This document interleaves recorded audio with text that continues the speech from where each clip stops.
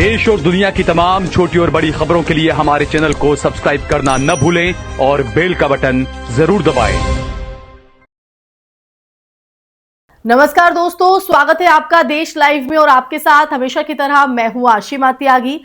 दोस्तों, क्या आपने कभी सोचा है कि मिडिल ईस्ट की वो जंग जिसे सालों से छाया युद्ध कहा जाता था, अचानक एक खुली और सीधी टकराव में बदल सकती है। आज अगर हम देखें तो वही हो रहा है। रात के अंधेरे में आसमान से गिरती मिसाइलें सिर्फ इमारतों को नहीं तोड़ रही हैं, ये उस संतुलन को भी तोड़ रही हैं जिस पर दशकों से ये क्षेत्र टिका हुआ था। ईरान ने जिस तीव्रता से इजराइल पर हमले तेज किए हैं दोस्तों, उसने न सिर्फ इजराइल की सुरक्षा व्यवस्था बल्कि पूरी दुनिया की रणनीतिक सोच को हिलाकर रख दिया है। जी हां, हिलाकर रख दिया है। तो वो कैसे, आज हम यही जानने की कोशिश करेंगे इस चर्चा के माध्यम से। हम वीडियो को आगे बढ़ाएं उससे पहले आप लोगों से अपील, इंसाफ की आवाज को बुलंद करने के लिए और सच्ची पत्रकारिता के लिए हमारा यानी देश लाइव का सहयोग करें। साथ ही डिस्क्रिप्शन में दिए गए लिंक को ओपन कर ज्वाइन बटन दबाकर आप हमसे यानी देश लाइव से सीधा जुड़ सकते हैं दोस्तों। तो दोस्तों, चर्चा को आगे बढ़ाते हैं और ईरान की हम बात कर रहे हैं। ईरान के हालिया मिसाइल हमले में अब तक के सबसे व्यापक और लगातार हमलों में गिने जा रहे हैं। तेल अवीव, हाइफा, जेरूसलम और रामत गान जैसे बड़े शहरों में सायरन लगातार गूंज रहे हैं। लगातार लाखों लोग रातें बंकरों में बिताने को मजबूर हैं और यह सिर्फ एक सैन्य कार्रवाई नहीं है बल्कि एक मनोवैज्ञानिक दबाव भी है, जहां आम नागरिक हर पल अनिश्चितता और डर में जी रहा है। इजराइल का आयरन डोम और अन्य एयर डिफेंस सिस्टम भले ही कई मिसाइलों को इंटरसेप्ट कर रहे हों, लेकिन जो मिसाइलें बचकर गिर रही हैं वो ये संकेत दे रही हैं कि ये जो सिस्टम है अब पूरी तरह अजेय नहीं रहा। तो हालात आप समझ सकते हैं इसी बात से। रिपोर्ट्स की माने तो रिपोर्ट्स के मुताबिक ईरान ने क्लस्टर मिसाइलों का इस्तेमाल भी किया है और ये मिसाइलें हवा में पटक कर कई छोटे छोटे बमों में बट जाती हैं, जिससे डिफेंस सिस्टम को धोखा देना आसान हो जाता है।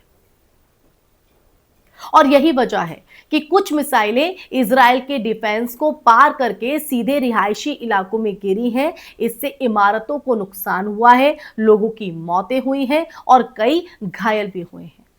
हालांकि इजराइल का दावा है कि उसने अधिकांश हमलों को नाकाम कर दिया है, लेकिन जमीनी सच्चाई ये भी है कि हर इंटरसेप्शन 100% सफल नहीं होता। अब सवाल उठता है, ईरान इतना आक्रामक क्यों हुआ? इसका जवाब हाल ही के हफ्तों में छिपा है। इजराइल और अमेरिका ने ईरान के कई महत्वपूर्ण सैन्य ठिकानों, ऊर्जा सुविधाओं और वरिष्ठ नेताओं को निशाना बनाया था। और ये सिर्फ रणनीतिक हमले नहीं थे बल्कि सीधे तौर पर ईरान की संप्रभुता और उसकी सैन्य प्रतिष्ठा को चुनौती देने वाले कदम थे। और ऐसे में ईरान के लिए जवाब देना सिर्फ विकल्प नहीं बल्कि मजबूरी बन गया था। एक ऐसा जवाब जो ये दिखा सके कि वो सिर्फ रक्षात्मक शक्ति नहीं बल्कि आक्रामक क्षमता भी रखता है। डोनाल्ड ट्रंप और बेंजामिन नेतन्याहू जैसे नेताओं ने शायद इस स्तर के पलटवार की कल्पना नहीं की थी। उनकी रणनीति हमेशा प्रेशर और डिटरेंस पर आधारित रही है, यानी इतना दबाव बनाओ कि सामने वाला जवाब देने से पहले 10 बार सोचे। लेकिन ईरान ने इस समीकरण को बदल दिया है। उसने ये दिखा दिया है कि अगर उस पर हमला होगा तो वो भी सीधे और बड़े पैमाने पर जवाब देगा। ये संघर्ष सिर्फ दो देशों के बीच की लड़ाई नहीं है, इसके पीछे एक बड़ा जियोपॉलिटिकल खेल है जहां अमेरिका, खाड़ी देश और क्षेत्रीय ताकतें अपने अपने हित साध रही हैं। अगर ये टकराव और बढ़ता है दोस्तों, तो इसका असर वैश्विक तेल बाजार, अंतरराष्ट्रीय व्यापार और यहां तक कि एशिया की अर्थव्यवस्थाओं पर भी पड़ सकता है। भारत जैसे देश जो ऊर्जा के लिए इस क्षेत्र पर निर्भर है, उनके लिए भी ये जो स्थिति है वो बेहद संवेदनशील बन जाती है। अब एक और महत्वपूर्ण पहलू है मीडिया और नैरेटिव का, जहां पश्चिमी मीडिया अक्सर इजराइल के डिफेंस सिस्टम और उसकी सुरक्षा पर जोर देता है, वहीं ईरान के हमलों को आक्रामकता के रूप में दिखाया जाता है दोस्तों। लेकिन जमीनी हकीकत यह है कि दोनों पक्ष एक दूसरे पर लगातार हमले कर रहे हैं और सबसे ज्यादा नुकसान आम नागरिकों को हो रहा है।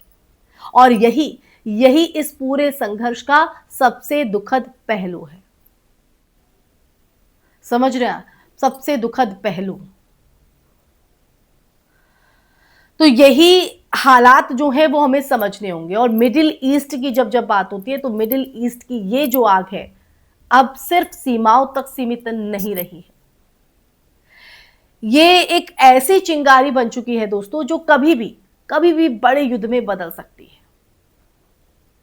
सवाल अब ये नहीं कि कौन सही है और कौन गलत, बल्कि ये है कि क्या दुनिया इस टकराव को रोकने के लिए तैयार है या फिर हम एक और बड़े वैश्विक संकट की तरफ बढ़ रहे हैं। ये सवाल इसलिए दोस्तों क्योंकि जो हालात है वो कंट्रोल में नहीं है। हालात अभी भी विकट हैं, भयावह हैं, क्योंकि लगातार किसी शहर में, किसी देश में सायरन गूंजना, बमों से हमला होना इस स्थिति को बयां करने के लिए काफी है। लेकिन इसको समझना उतना आसान नहीं है। और ये अगर यहां पर नहीं रुकता है, यहां पर इस पर विराम नहीं लगता है, तो ये वैश्विक संकट की तरफ हम बढ़ रहे हैं दोस्तों। इसी के साथ इस चर्चा में फिलहाल के लिए बस इतना ही।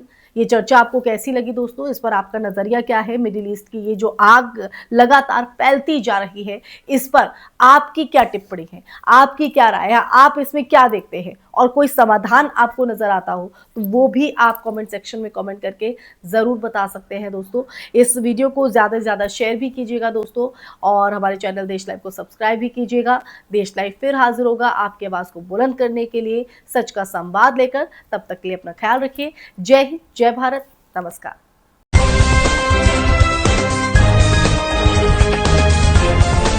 देश और दुनिया की तमाम छोटी और बड़ी खबरों के लिए हमारे चैनल को सब्सक्राइब करना न भूलें और बेल का बटन जरूर दबाएं।